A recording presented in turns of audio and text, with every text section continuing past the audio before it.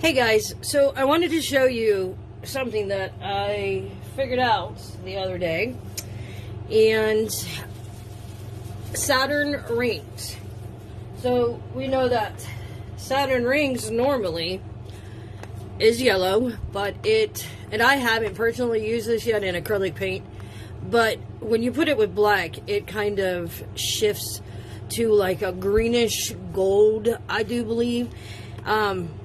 And I know there's green in there, but when I put it in resin, something funny happens.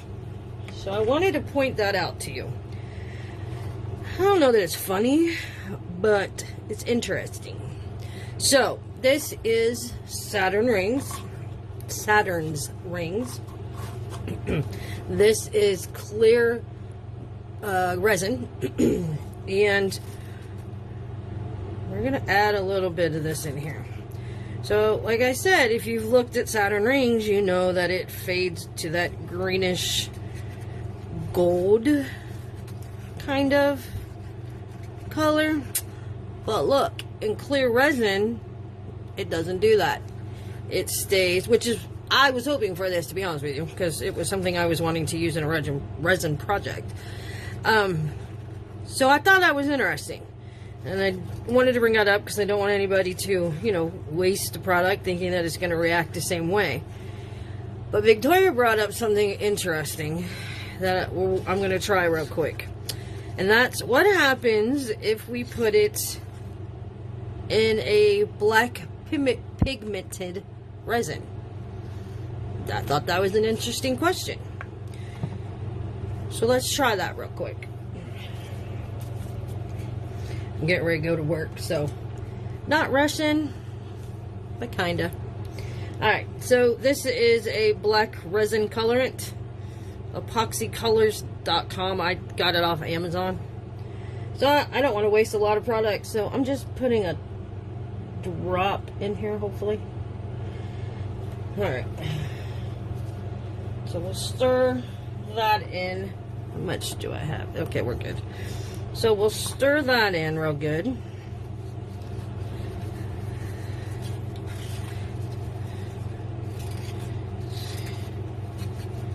That's probably more than I even needed for that much resin, to be honest with you. That's alright. Alright. So there's some black resin. Now, let's add Saturn's rings and see what happens, because I have no idea what's going to happen.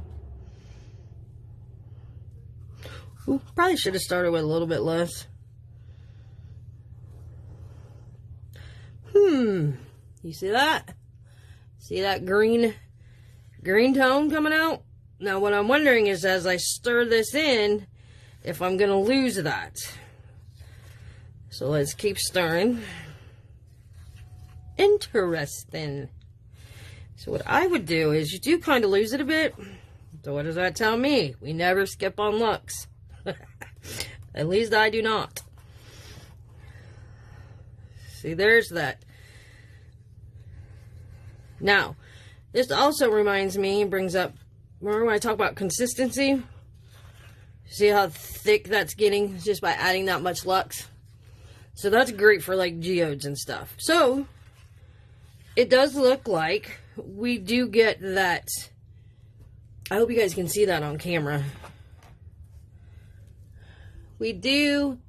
I can't hardly see my camera this morning. I'm half blind, even with glasses. Whoops. We do see that fade. That's pretty cool. So it's like a greenish, goldish, yellowish type fade. Let's just use what I got left in here. And then I'm going to pour this in some quick mold because I want to see if it casts the same way. That's pretty cool, though. It's a good question, Victoria, because I had no idea what was going to happen. So, keep that in mind. You could probably maybe even back off your black a little bit. You might want to experiment a little bit with a small amount of resin. But yeah, look at that. I really don't want to just put the, I got a white canvas down here. You see that? It's pretty cool. I think that's probably too close, but maybe not. Look at that. So that's pretty cool. I hope you can pick up that greenish, yellowish.